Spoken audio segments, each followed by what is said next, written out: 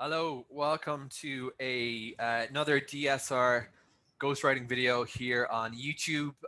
This video is also going to go up onto the blog at dsrghostwriting.com and onto our Facebook page. Please follow if you're not already doing so. DSR Ghostwriting on Facebook, LinkedIn, and Twitter. We're on all three platforms. My name is Daniel Rosell. I'm essentially DSR Ghostwriting in its entirety, more or less at the moment. It's just my business branding. So what I wanted to do for this video blog was to basically talk a little bit about how to create an effective brief for a writer in order to get the best possible results from your writing program. So this is something that I've seen a lot of clients really struggling with over the 5 years I've been working as a freelance writer. So it's not something that necessarily comes natural to clients. People will put in random information, too much information, too little information. It really straddles runs across the board. So I wanted to offer my perspective as a freelance writer about what I have found helps me to make to produce the best writing for my clients. So I just want to say this video is being recorded to accompany the blog post that I have in front of me here on my website, dsrghostwriting.com. You can search for how to brief a freelance writer. I've also put this up on business to community, so you can just Google that. And as well as the blog, I have a downloadable example brief you can look through if you prefer just to get information that way. And you can see the various fields I recommend. So the first thing to say, let's just go over firstly what is a brief. So a brief is not something unique to freelance writing. It's basically a set of instructions to a creative. Now, in this case, we're talking about freelance writing, but you can also brief a creative for a graphic design project, for a web design project, for various marketing projects. So that's what it is. It's a set of instructions. Now, when I'm talking about briefs and best practices in terms of brief delivery, I'm typically thinking about documents, right? So I have on my website, if you're a current DSR ghostwriting client, there is a brief submission form you can use, and that will send me a brief. But you know, if you're not a DSR ghostwriting client, that's okay too. But a document is probably the best way, but it's not the only way. So I've got briefs. I'll just give you some example from my own experience writing with clients. I've received briefs on napkins at conferences. I've received briefs as voice messages sent through WhatsApp and other messaging systems like that, through Facebook, a mishmash of emails and WhatsApp. So, you know, if you want to be flexible, I've never got a video brief, but I think that would be actually really cool because you can communicate a lot of stuff through video that you can't get any other way. But the classic format would be a document. And it doesn't need to be a super long document. I would actually recommend trying to stick to 2 pages or less, unless you're looking at briefing for something a big project, such as a long white paper, or you wouldn't typically send a brief for a book. But if you did want to send a brief for a book, then it would be justifiable that might be a 10 or 20 page brief in order to produce a document of a couple of hundred pages. What I would say is that there should be some kind of correlation between brief and the material you send to your freelance writer and the output. So if you're looking for a 1,000 word blog, it might be a very important blog, but I don't generally think it's a good idea to send over 6 attachments. And I've got this quite a bit. You know, someone will send over like 200 pages of reading material. It's just not realistic for the freelance writer to go through that much material for a 1,000 word blog. We, as freelance writers, and this is what I advocate to other freelance writers, we basically price ourselves according to hours. So unless you've really covered a good budget, which covers a lot of hours for your freelance writer, they're going to be a little bit annoyed about this massive amount of information you've dumped on them, even if they're too polite to say it. So don't do that. Keep it within good parameters. You know, I'd recommend for a blog, 1 or 2 external resources would be what I would consider appropriate. Not more than that. So now let's take a look at what should your brief contain in terms of material. So I'm just going to run through the various things I have here on the blog, and as I do so, explaining what they are. Number one, your article title. So if you're writing an article, the title, a little bit more goes into the title than into the other parts of the content. In the editorial realm, this is typically a decision not actually made by writers, but made by copy editors. So if you're briefing somebody for editorial work, editorial ghostwriting, in other words, ghostwriting that you want to have published in an editorial format, just you might want to bear in mind that call it a working title, because the ultimate title of the document may be subject to editorial discretion. The second thing is the article length. I'm forever asking clients, how long do you want this to be? Even when we are talking about a fixed price project, the word count is very relevant, because different publications have different word counts, limits. So you may not be able to submit a piece of ghostwriting, a piece of thought leadership to a publication if the word count is excessive. So that's why it's really important to share the target word count. Also, there's an SEO consideration here. If you have digital marketing / SEO people, on your team, they may have things to say about the appropriate target word count for the piece. So I basically, all my pieces of writing, I try to have a deadline, I try to have a title, and I try to have a word count. And together, those pieces of information, when I put that into my project management system, which is a kind of task management board, lets me really keep on track of things. Now, the article purpose is really, really important again. And as I mentioned here, it's something that clients neglect to their own detriment to include. You should share as much as you can share with your writers, because if you're muddy about what the purpose is, hard to expect your writer to have clarity themselves to produce really good writing. So just be really clear about that. So what is it? Lead generation? Is it brand awareness? Is it your competitor said something and you want to interject into the debate? So be transparent as you possibly can with your freelance writer about why you're paying them money to produce this piece of writing / content. And I'm using the word content reluctantly. I'm not the biggest content fan of that word, because I think it just makes all writing a bit generic. But explain what it's for, basically. Now, the take-home message is something I have started asking for my clients, or I started this a couple of years back already. Very, very important to be clear on, if the person reading this takes nothing else from the blog, what is the conclusion that you want them to reach? So I'll typically get messaging. I'll often get secondary messaging, and then I ask take-home message. Now, let's just think about what the take-home message would be. Imagine somebody is, if I can get my phone for a second, reading your article, flicking through it like this on their phone, and they're not paying much attention. Well, if you only had 20 seconds of a reader's attention, what would you want them to be focused on? And that's your take-home message. So you can have primary messaging, secondary messaging.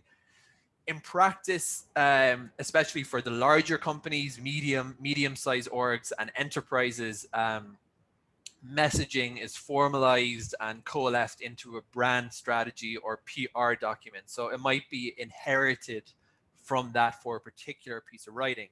But nevertheless, it doesn't hurt to spell that out in the article. Target publication is the next one on my list. So target publication is really important for one simple reason. Different publications have different style guides. So a lot of my writing is writing, ghost writing, thought leadership for clients who might want to have it published in Entrepreneur, Fast Company, Harvard Business Review, Marketing Profs, Forbes, the list goes on and on. But those kind of top tier media have very, very specific requirements about the type of writing they will even consider for editorial review. And if you do not meet that, it's not going to be considered. So you want to basically tell your writer, perhaps your PR team has got buy-in for a pitching opportunity, i.e. the editor has kind of tentatively agreed to accept the piece. Even if that's not the case and you have a few publications in mind, why not share that info? Now, the tricky part as a writer is what happens if you give the writer 3 publications with 3 different style guides.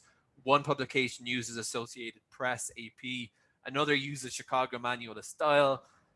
That's when it gets a bit messy. So what I would recommend in those situations is leave it a bit evergreen, and then adapt once you've got the buy-in. You can do another round of revisions. Target audience is important because you want to know who you're writing for in terms of like the demographic info you're targeting. If it's a specific buyer persona, you want to share with your writer that info so that he can know what he's writing for. Stylistic considerations is another one I always ask for. And what I mean here is, do you want to write something inspirational, authoritative, funny? Do you want the register of language to be very formal, or do you want it to be more informal? So those are the kind of questions that I would ask, and I ask clients to fill out. Controlled terminology. Ooh, that sounds a bit scary. So what I mean by this is, just dealing with clients over the years, I found that there are clients who say, I get this all the time, we can't mention this person, they're a competitor. This is a competitor-owned publication. Don't mention this. Do mention this. Don't call it IoT, call it Internet of Things. If you have a bunch of nitpicky details like this, particularly if it's your first time working with a writer, I would share that, because otherwise you're just going to have to do that later in the revision process. So why not front load that information? Competitor list is kind of in the same category. SEO keywords, I currently, for the most part, don't get involved in keyword research and SEO, and many freelance writers know SEO best practices, but they don't do keyword research. So it's a good idea to share your keywords, a list of keywords with keyword volume, your keyword requirements, share those with your writer, and that typically comes from digital marketing or SEO person on the client side. Inspirational contact, here's one I really like. So this is if you've read something that you thought was really, really good, really engaging, something you like admired, I ask for that from the client. So they might say, I really, really like what our competitor is doing. Could we do something similar, Daniel? And I will say, yes, we could. So I like to get that information from people. A skeleton outline is kind of essential, really. So that's basically, we're looking here at the outline. So that can be, for example, the H2s. And if you don't know what those are, that's the second hierarchy in terms of SEO headings. So you might have your H2s, your H3s, down to your H4s. Skeleton outline's really good. What I don't like as a writer is when the outline is less of an outline, more of a down to the level of what needs to be in each sentence. So what I do recommend is give the writer a bit of space for creativity, because ultimately us writers are creative souls, and it can be very, very constricting if your outline is essentially a paint by numbers template where you have to do everything in a very, very confined manner. Research resources. This is one where definitely you should be judicious in terms of the volume of information you send with your clients. Don't send too much information. So typically this could be stuff like a Gartner research paper if you have permission to share it with your freelance writing resource or something of that nature. Really, really good thing to have. Your English variant, what type of English you want this to be written in. Now, here is the biggie, guys. Please don't forget this. The deadline. When do you need this back?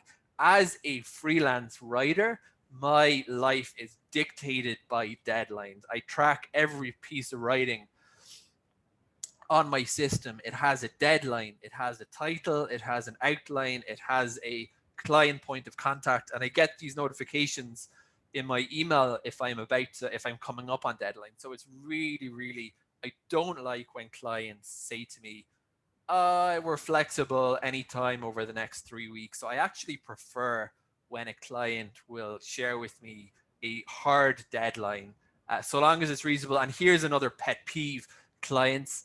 I don't like it's unless you have agreed a typical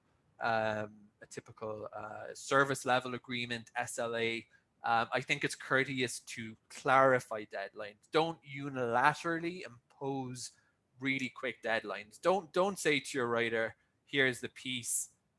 We need this back tomorrow," without any kind of prior discussion about it. If it's possible, let them accept the brief. So I don't like when, because I have a personal life. I take days off like all of us. So I don't like when it's like that. So just be courteous and considerate, respectful of your writer's schedule. And if it's an unusually quick deadline, ask them. Make sure it's okay. Readability score is one that also kind of bugs me, but some clients need it. They want the piece to pass through a certain readability score in like the I think it's called the Flesher algorithm. So if that's a requirement, you can put that in.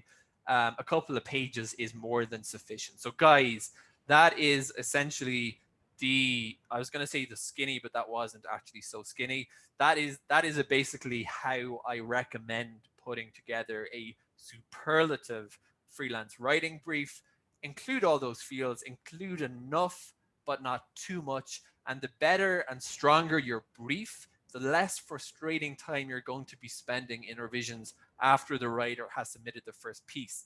So just bear that in mind, and make it good, make it clear. And once you get into something I have seen with clients is working with a good writer. A long-term relationship works for a few reasons, and one of those is you get better at brief writing. So I actually will tell clients sometimes, that brief was great. I've had to tell people that brief is useless. And by the way, boy, do I get a lot of useless briefs.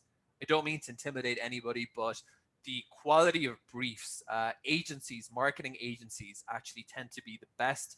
And I would imagine that's because they're constantly briefing freelance writers and creatives, so they kind of have it down to a fine art. Clients who've never worked with a freelance writer before can be just all over the shop. It can be 2 lines in an email, or it can be a 200-page document that really, really doesn't help when I'm dealing with like 6 clients. So if you follow the recommendations I've shared here, I believe you will be well on your way to writing good briefs. And good briefs equals better output. So it's in your interests. It's in the interest for both sides of the relationship that the brief should be good. Hope this has been useful. If you do want to find out more information about me and the writing services I offer, please go to DSR Ghostwriting.com. I specialize in thought leadership for technology clients.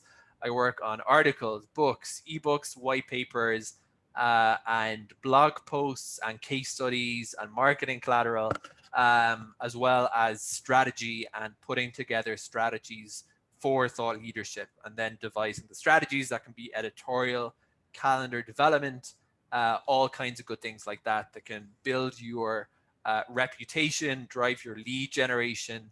And good thought leadership is powerful. So that is what I do. And if you're interested, check out the site. Hope that's been useful. And until the next video, this has been me, Daniel Rosell, and I am signing off.